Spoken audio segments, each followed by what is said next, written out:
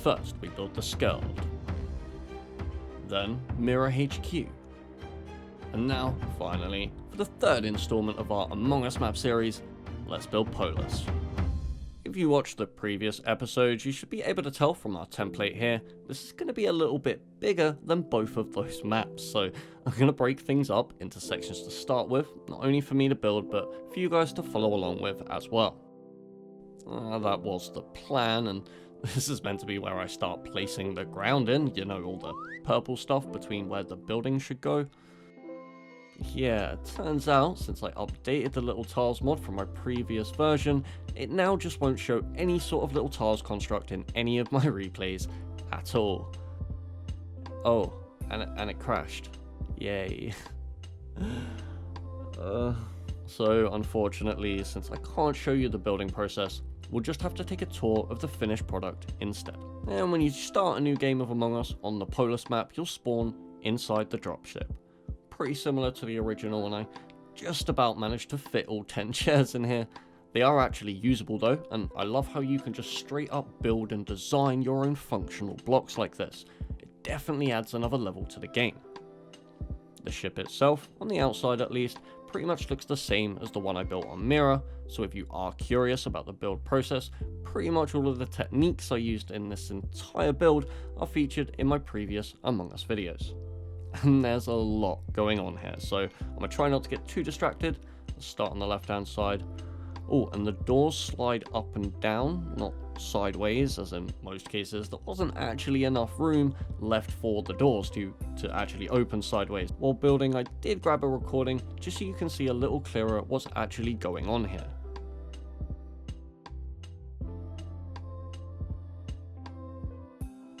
Inside the first hallway, a few lockers down the right hand side, which are openable. Of course, all the lockers on this map are openable.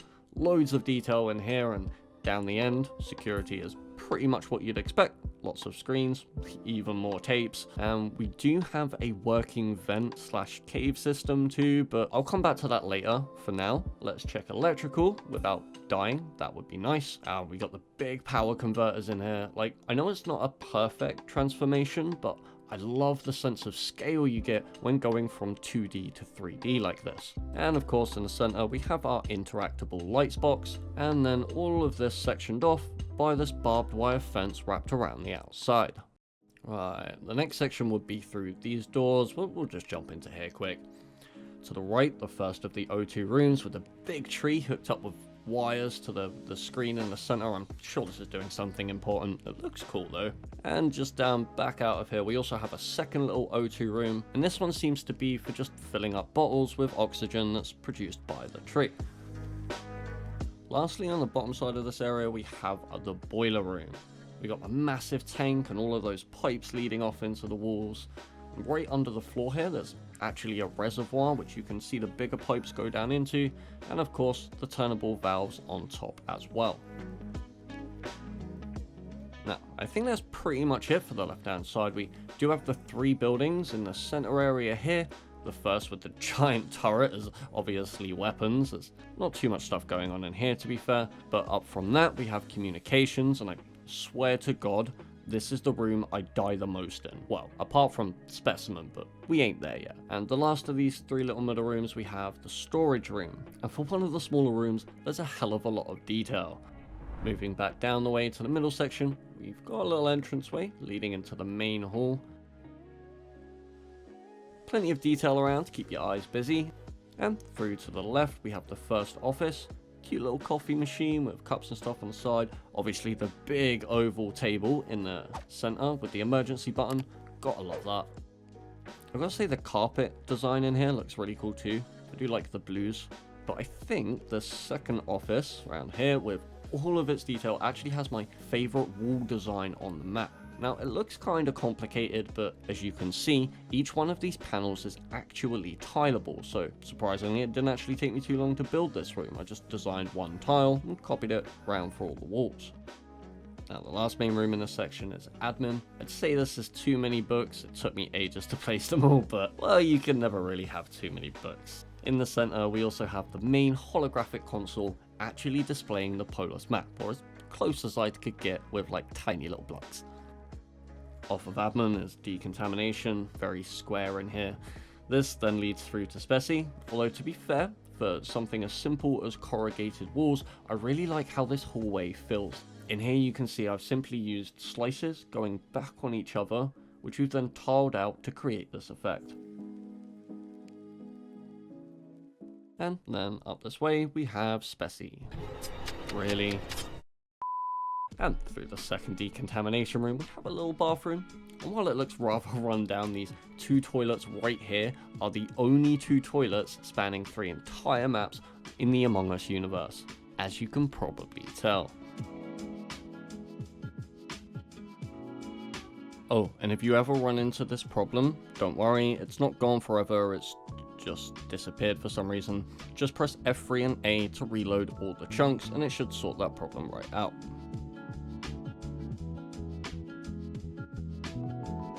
But next up we've got the main laboratory or laboratory with the medical bay on the right. I've tried to capture as much detail as I could and even made the telescope something you can interact with too. Even if it is buggy in this version, it still works. Ish. Now for the rest of this building, only a small room leading to a hallway, and just outside of that is a giant rocket looking drill thing. And I think that almost covers everything. I mean, it looks really awesome from up here, to be fair.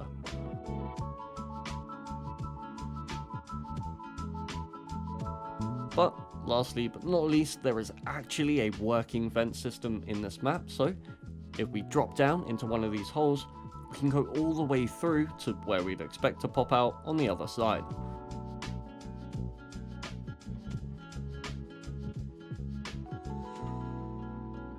Of course, if we take a look outside, we'll go around. I've made sure to connect them all together to where they should be in game as well, so they actually work as intended. Since the entire of this map was pretty much covered with the floor, it made doing this a lot easier than it was on previous maps where I would have had to build separate tunnels going around everywhere, so yeah, I'm glad I was able to include it this time. And there we have it. I've covered most of the map, though there are plenty of details if you want to download this and play it for yourself. I'll be setting a goal of 10,000 likes for a free world download. Alternatively, you can become a Patreon to get instant access to all of the maps I've created and will continue to create. Thank you so much for your support, and I'll see you all next time.